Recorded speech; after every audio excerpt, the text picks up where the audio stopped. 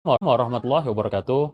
Perkenalkan, saya Muharman Lubis, dosen pengampu mata kuliah analisa keputusan untuk teknologi finansial.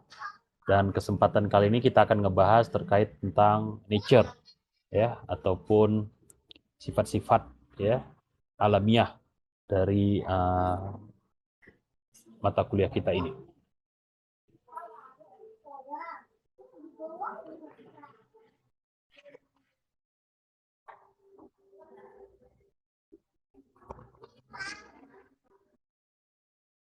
Oke, untuk lebih detailnya, saya memiliki kode MRL, ya. Berikut adalah email saya. Terus ini sebenarnya sudah ganti ya, terkait dengan ruangannya. Ini berikutnya nomor telepon dan linketnya, ya.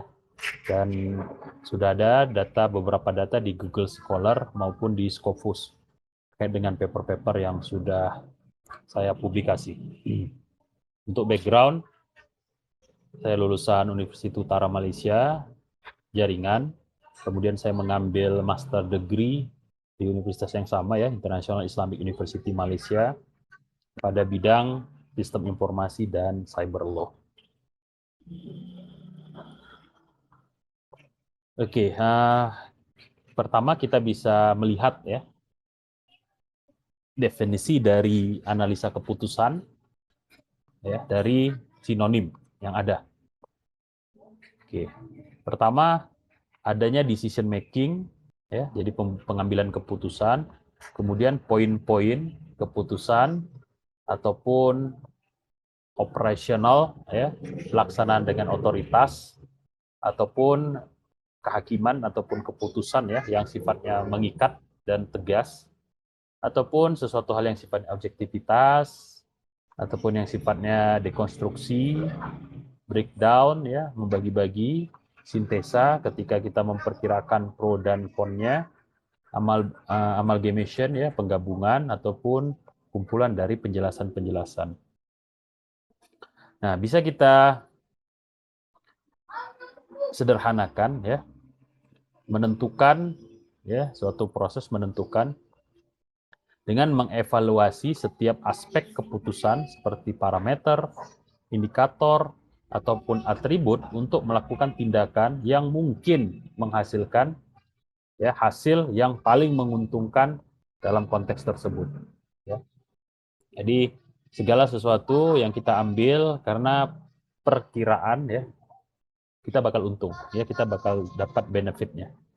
Nah, kini ya menjelaskan dengan lebih ilmiah ya, yaitu suatu proses formalisasi dari common sense dalam kaitannya dengan problem-problem keputusan yang sesungguhnya kompleks kalau menggunakan common sense yang sifatnya informal. Atau dalam definisi teknikal itu terkait dengan suatu filosofi yang diartikulasikan melalui kumpulan dari logical axiom dan juga suatu metodologi serta koleksi ya kumpulan dari prosedur-prosedur yang sistematik berdasarkan kepada aksiom tadi untuk proses penganalisaan yang bertanggung jawab terkait dengan kompleksitas yang diwariskan dalam decision problem tersebut. Ini penjelasan ilmiah terkait dengan bagaimana selayaknya analisa keputusan itu harus dilakukan atau diterapkan. Nah, tentu nanti akan melibatkan beberapa hal ya, seperti misalnya pandangan tentang filosofi, terus kemudian alokasi yang sifatnya irrevocable, ya, ataupun metodologi yang sesuai, dan juga praktek-praktek yang sifatnya profesional, ataupun pendekatan yang sifatnya preskriptif. Ya, jadi itu hal-hal yang harus dilibatkan ya atau dipertimbangkan dalam mengambil keputusan yang baik ya. Tentu ada analisa di sini. Jadi bukan hanya sekedar memilih, tetapi kita memutuskan. Ini dua hal yang sangat berbeda ya, antara memilih dan memutuskan. Nah, ketika memutuskan mau tidak mau ada pilihan di sana. Tapi kalau memilih itu tidak mesti dengan keputusan. Ya, keputusan tentu memperhatikan hal-hal yang lebih dalam. Kemudian ekspektasinya tentu adalah utilitas yang sifatnya maksimum, ya. Kemudian representase yang diwakilkan dengan baik, ya, dalam bentuk-bentuk yang terbaik. Terus kemudian adanya recommended, ya, sesuatu yang direkomendasikan yang sifatnya koresponden terkait, dan juga keinginan untuk efektivitas dari sisi transformasi. Ya, jadi ada perubahan-perubahan yang diharapkan dengan pengambilan keputusan tersebut. Mengapa ini sangat penting? Oke. Ini beberapa penjelasan ya, kita kutip dari Kahneman dan Morgenstern, kemudian Savage, ini pada tahun 1947, kemudian Savage pada tahun 1954, dan Pratt dan kawan-kawan pada 1964. Nah, dia menyediakan prinsip yang terkait ya dengan attractiveness, ketertarikan pada alternatif yang bergantung kepada kemungkinan ya konsekuensi yang muncul dan juga preferensi dari pengambilan keputusan. Jadi ada 3 elemen di sini ya. Alternatif-alternatif yang menarik ya terkait dengan hal tersebut yang harusnya diperhitungkan juga. Kemudian kemungkinan dari konsekuensi atau impact yang bakal didapatkan, dan juga yang terakhir adalah preferensi dari pengambilan keputusan.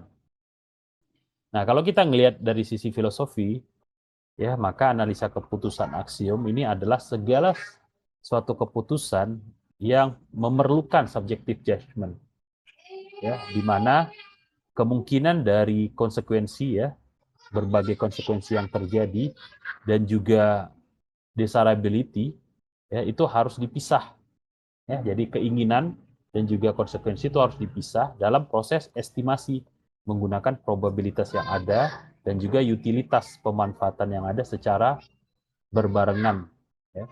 Kemudian implikasi teknis ini adalah segala kemungkinan dan juga pemanfaatan yang dapat digunakan untuk mengkalkulasi ya harapan kita terkait dengan utilitas tersebut dari segala alternatif dan juga keinginan ya ataupun ekspektasi yang paling tinggi. Jadi alternatif yang paling tinggi itu apa? Nah, itu yang harus di-prefer, yang harus dipilih atau diprioritaskan. Jadi sesungguhnya bukan pilihan itu tidak ada celahnya atau negatifnya, tapi yang paling diinginkan adalah yang bisa memberikan hasil yang paling tinggi dibandingkan dengan yang lain. Karena sesungguhnya yang paling tinggi juga ada negatifnya, tetapi lebih besar manfaatnya. Kemudian secara praktikal, maka ini adalah provision ya, penempatan dari basis-basis yang sifatnya sound, ya kuat, lengkap, dan juga pendekatan yang umum dengan melibatkan ya judgment, pengambilan keputusan, dan juga nilai-nilai yang diinginkan dalam analisa alternative decision. Jadi balik lagi ya, 3 ini terkait erat dengan definisi Kahneman, Morgenstern, Savage, dan juga Pratt ya. Jadi dari sisi implikasi filosofi, implikasi teknis, dan juga implikasi praktek itu akan melibatkan alternatif, konsekuensi, dan juga preferensi. Nah, kini menambahkan ya bahwa analisa keputusan itu akan membolehkan ya analisa secara sistematik yang sifatnya itu defensible manner. Ya, jadi sifatnya itu bertahan, mempertahankan ya, menjawab tuduhan ya dalam ruang ya atau jarak yang sangat beragam, yang sangat luas terkait dengan masalah-masalah yang mungkin muncul. Ya, jadi ketika kita mengambil keputusan, sesungguhnya kita harus firm, harus yakin dengan keputusan kita, ya, dan tentunya juga sudah menimbangkan hal-hal yang sifatnya negatif. Jadi ketika ada tuduhan, ketika ada opini yang menyudutkan, ketika ada sesuatu yang tidak menyenangkan terkait dengan pengambilan keputusan, kita bisa menyampaikan ya argumen ataupun bantahan terkait dengan hal tersebut.